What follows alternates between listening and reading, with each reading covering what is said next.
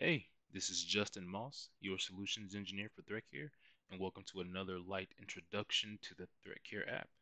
So today we'll be talking about a few different modules, starting with the pivot module, and then moving over to the events and ending on the position module. So let's get started with pivot. Within this interface, you're able to come directly to this text box here and start entering any type of IP addresses that you're looking to test against per your local host that the Threatcare app will be initiating the traffic from. We'll just use a sample IP address. Really quick, after you've entered your IP address, you can come down and check this box here to make it a reachable or non-reachable address per the machine that's going to be initiating the traffic here. Save that, your option.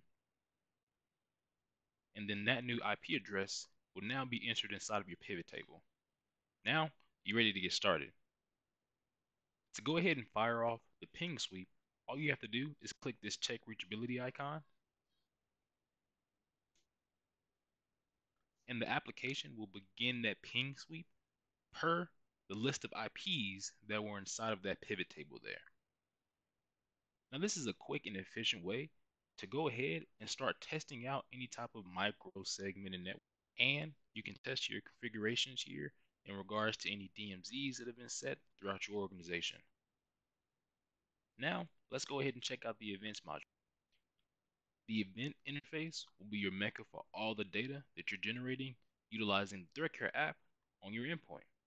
To view more details about any simulations that you've ran, check out View Details, and we'll display a couple of pieces of vital information within the modal. So here, you'll be provided with a unique event identifier, which will be useful for any type of log correlation. Each one of our event identifiers will be assigned to a specific artifact.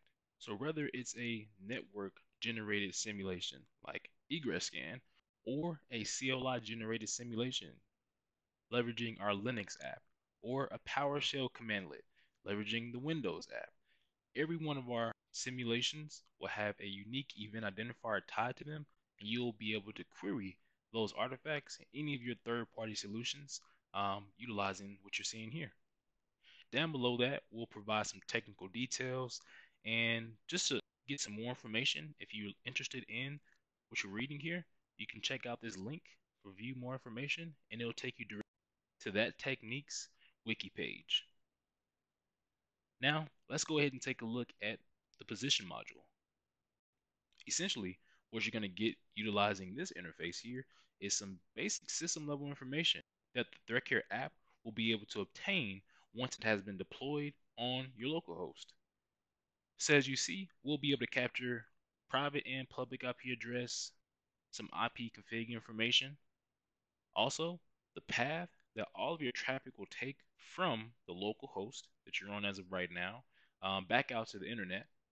And last but not least, just some information regarding DNS. We do have a few different techniques in the command and control bucket, like malware beaconing, or in the exfiltration bucket, like DNS tunneling, where we're going to be able to initiate some techniques in that realm. And again, you can come back to the position module and collect data to help build a better story whenever you are creating reports.